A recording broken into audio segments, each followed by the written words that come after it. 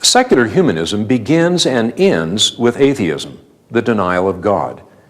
At the center of their universe stand human beings with no inherent purpose and no ultimate meaning. Part 1 demonstrated how atheism fits perfectly with philosophical naturalism, the idea that only the physical world exists. Part 1 also explained that secular humanists adhere to a monistic psychology, the belief that humans only have physical brains with no immaterial mind or spirit. It further explained that humanists believe that there can be no universal standards for right and wrong. For if man is simply the product of chance chemical reactions over billions of years of evolution, then all notions of absolute moral standards are only pipe dreams, the imaginary proposals of religious myth makers. Secular humanist sociology insists on restructuring the family. It calls for the end of the traditional family unit. Humanists believe that traditional views of marriage and the family are too restrictive and oppressive. Mankind cannot achieve its full potential until the family is freed to experiment with openness. Sociologically speaking, secular humanism has a very weak view of family life, father, mother, and child. In fact, the secular humanists have been behind the feminist movement. They've been behind the homosexual movement. Their view, which they think is somewhat open-ended, resolves, sociologically speaking, into an anti-family position. Secular humanist sociology looks down on any worldview with dogmatic restrictions against premarital sex, adultery, divorce, pornography, and especially homosexuality. Secular humanism has helped usher in the sexual revolution, including the homosexual revolution and radical feminism. Where we see that operating most clearly is in the homosexual agenda. The idea that it's just as good for two men or two women to have sex as it is for a man and a woman. Now, Christian people would have cause to argue with that, but if two men want to have sex, that's their choice. However, that's not enough. Now, gay activists want all society to honor that choice and to say, through public law, that this kind of choice is just as good as a man and a woman. And if you look at it through the lens of secular humanism, you have to see, well, yes, it is. Secular humanism attacks the very core of the biblical view on sex and marriage. Humanists don't believe that sex should be restricted to monogamous, heterosexual marriage. Divorce and abortion are viewed as rights that should be available on demand. The results have been catastrophic. America's illegitimacy rate is reaching 30%. Half of all marriages end in divorce, and tragically, 1.5 million babies are aborted every year. While there may have been other factors that have contributed to the sexual revolution, at its heart and soul was the worldview of secular humanism.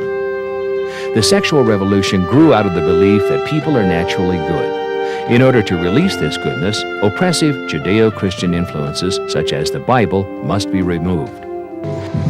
According to secular humanistic sociology, culture shapes the individual. Humans are primarily evil because their cultural and social environments are evil.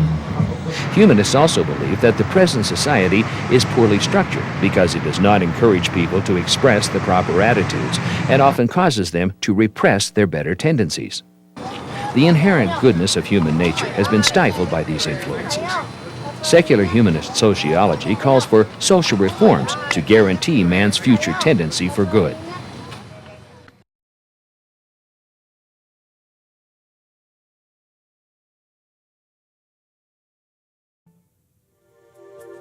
In the Marxist-Leninist worldview, the perfect society is one without the traditional church, home, or even state.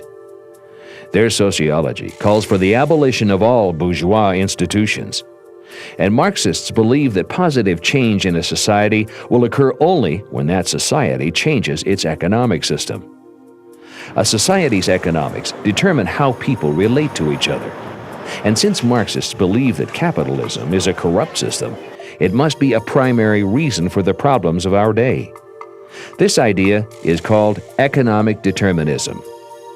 Marx and Lenin viewed capitalism as an evil system because they had drawn a wrong conclusion, and that was that ownership of property gave people a privileged status on the basis of which they could exploit their neighbors. They believed that private property in a marketplace was like private property under the feudal system, in which there was a lord of the manor who controlled the lives and destinies of those on his estate. To Marxists, capitalism has produced a society full of oppression and crime because some people have money and property and others do not. Therefore, in their view, a new economic system, socialism, is the only way to achieve a better society. They believe that by ridding the world of capitalism, mankind will progress to a more advanced social consciousness. Darwin's theory explains the evolution of the species. Marxism-Leninism explains the evolution of societies. Marxist sociologists believe that because of biological evolution and the laws of the dialectic, man will naturally progress socially and culturally. As man progresses toward the New World Order, he will act more responsibly at all times. Marxists believe that the sins of greed, selfishness, and envy will finally disappear once private property is abolished. In this perfect society, Marxists tell us that religion and traditional morality will also disappear. The church will fall into the scrap heap. The family will fade from memory, and the community will take over child rearing. Even the state will wither away. Every individual will govern his or her own life. Society will be perfect, with no oppressive institutions to hinder people's development or lead them astray. Marxist sociologists insist that the coming world order will be a reality where every human being can live without exploitation or alienation. It will be heaven on earth. In a communist utopia, there would be no family, father, mother, child. There would be a community of women and a community of children, and then men would have access to whoever they wanted. There would be no church except the communist church, perhaps. We have some of those today.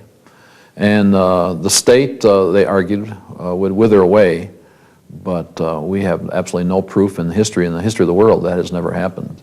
So even though, I guess in utopia, that would be no state, man. All people would wake up in the morning, have a nice breakfast, go out and fish for a bit, play tennis in the afternoon, watch movies at night, and then have free love, and that is communist utopia.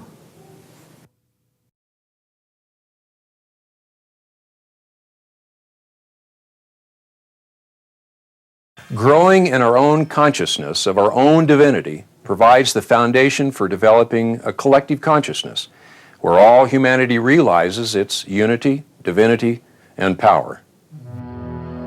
Cosmic humanist sociology concentrates on undoing our current social boundaries. These boundaries are viewed as inhibiting our ability to achieve a higher consciousness. Cosmic humanists believe that all social institutions must encourage individuals to seek the inner truth of their own perfection. Otherwise, these institutions should be transformed. Thus, New Agers advocate a non-traditional view of home, church, and state. Cosmic humanist sociology, of course, is not based on traditional morality when it comes to sexual ethics and family values and things like this. And yet, cosmic humanists do try to help us recognize, from their perspective, a certain unity that we have because we're all divine. And they believe that if we can recognize our unity, then we can better create communities. Many cosmic humanists point to marriage and the family as examples of outdated, unenlightened institutions. They believe that in their traditional Judeo-Christian forms, marriage and the family inhibit spiritual evolution. In his best-selling book, The Seat of the Soul, Gary Zukav writes, "Spiritual partners cannot say that they will be together forever. All of the vows that a human can take cannot prevent the spiritual path from exploding through and breaking these vows if the spirit must move on." Shakti Gawain, another popular New Age teacher, believes we need to rework our attitudes regarding divorce to create a society more conducive to mankind's evolution to godhood. People who divorce almost inevitably feel that they have failed because they assume all marriages should last forever. In most such cases, however, the marriage has actually been a total success. It's helped each person grow to the point where they no longer need its old form. Given the New Age focus on the self, self-realization, self-actualization, self-awareness, self-evolution, the other person in a relationship is incidental, perhaps a feature of one's karmic evolution. The relationship at best is impermanent. If you decide to move on, you just move on. Some New Agers believe that there's a person called your soulmate or your spiritual partner that can help you in your own spiritual growth, and you can help that person. And so they look to meet that person. They may or may not marry that person, and even if they do marry that person, they may not remain married. It's a mutually advantageous relationship for as long as it lasts. Traditional views of sexuality are also viewed as preventing people from traveling their own path of freedom toward enlightenment. New Agers believe that traditional sexual roles have been used to repress people and undermine full human freedom. Kevin Ryerson, a New Age channeler highlighted in Shirley MacLaine's book Out on a Limb, believes that it is only when each person becomes androgynous and non-judgmental of other person's sexuality and its expression, as long as it is consented to by both parties, that all the diversifications of human sexuality merge and find a common path that is both liberating and unifying. Shakti Gawain further individualizes sexual preferences when she writes, "Each person's sexual energy is individual. When freed of all our rules, limitations, and rebellions, we'll be able to discover our own natural flow. Some people will want to express themselves sexually more than others will. Some people will want one lover, some no lover, some many lovers." The norm within the New Age would be that sex outside of marriage is acceptable, homosexuality is acceptable. There are no moral laws governing sexual behavior such as we have in the Bible. The only real law that they accept, which is true of the culture at large, is that there should be consent on the part of anyone involved in a sexual activity, and then anything goes pretty much. Cosmic humanists tend to view organized religions as restrictive. They prefer to choose from different traditions and make their own path. Thus, they advocate religious pluralism, the belief that all religions ultimately lead to the same end, that all religions ultimately worship the same God. Marianne Williamson says, "No religion has a monopoly on the truth." Christ refers to the common thread of divine love that is the core and essence of every human mind. The only religious perspectives not tolerated by New Agers are those that claim to have universal truths, holding that other beliefs are false. Thus, Christianity is rejected as ignorant and unenlightened.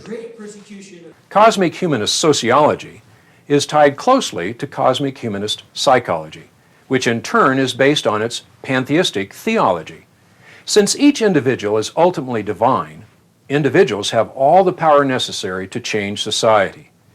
Individual change comes first. Societal change will follow. Social institutions that do not encourage this transformation to higher consciousness must be transformed themselves.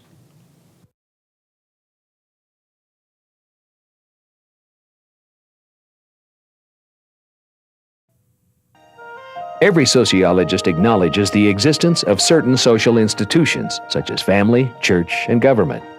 Sociologists differ, however, when describing the origin of these institutions and their relationship to the individual. Whereas atheistic worldviews see humans as simply evolving animals, Christians believe that people are created in God's image. Christianity provides the basis for a dynamic view of society and of the societal institutions of the home, the church, and the state. One of the fundamental ways in which Christian sociology differs from humanistic approaches, whether Marxist, New Age, or simply atheistic, is its affirmation of individual freedom and responsibility. While humanistic approaches hold that society determines people's consciousness and actions, Christianity believes that while society does influence people, they have the freedom to choose between right and wrong, and to shape society. Biblical Christianity sees every individual as valuable and capable of making an important contribution to society. More than that, Christian sociology recognizes that people were created as social beings. It holds that both the individual and the social are important. It also holds that both individuals and societies are accountable to God. By making every member and aspect of society responsible, the Christian sociologist naturally expects each institution in society to focus on governing its own realm of interest properly and to allow other institutions the same freedom. When we come to Christian sociology, we come to a defense of God's ordained institutions in society. Basically, sociology revolves around these institutions, and from the Christian perspective, we argue in favor of the family, of male, female, and child, mother, father, child, which is the trinity of the family. We argue for the existence of the church as an institution in society, and we argue for the institution of the state or government. Within this overall framework of these three joint spheres, it will recognize the need for a system of checks and balances, a system of levels of appeal of decisions that are made, but you won't have any one sphere dominating over the other spheres. This prevents the accumulation of so much power in single hands or within a small group of people as to become a threat to the liberty of everyone. And yet it also prevents the collapse of the whole society into individualistic, anarchic social arrangements. Thus, the government is not to encroach on family rights or on the church. Neither are the others to overstep their boundaries. All these institutions can influence one another, and all are equally answerable to the Creator and Ruler of the world. Christian sociology values both the individual and society. People must recognize the consequences for the choices they make, both individually and corporately. They are ultimately answerable to God for the direction in which society is led through the institutions of family, church, and state. The biblical Christian worldview contains a theology, God is; a philosophy, God created the heavens and the earth; an ethics, God revealed His moral order; a biology, God created life; a psychology, God created man in His image; and a sociology, God established certain institutions in society. This worldview, based on God's revelation, addresses all of life. While many may deny these truths, Christians, as Christ's ambassadors, are to declare them boldly and clearly. They are to live these truths in their daily lives as they love God with all their might and their neighbors as themselves.